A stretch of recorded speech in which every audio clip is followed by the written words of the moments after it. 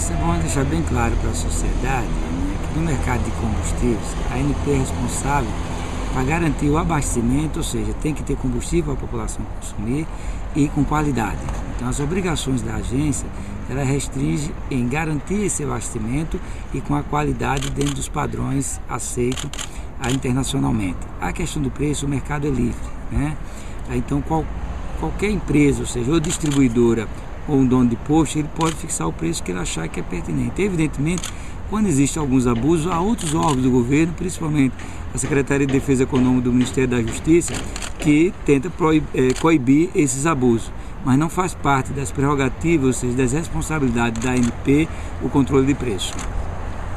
A ANP ela fiscaliza esse mercado de derivados, ou seja, tanto da gasolina como do álcool, do diesel e também dos lubrificantes, né?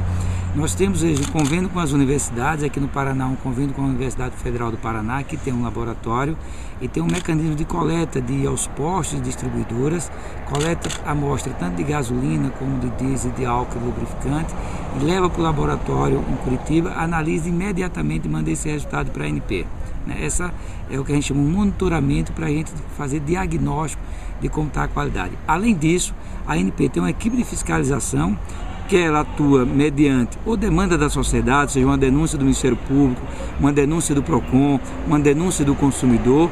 Nós atuamos a fiscalização ou por, digamos assim, ações programadas pela agência quando nós identificamos em determinado lugar, região do país, algum problema de qualidade.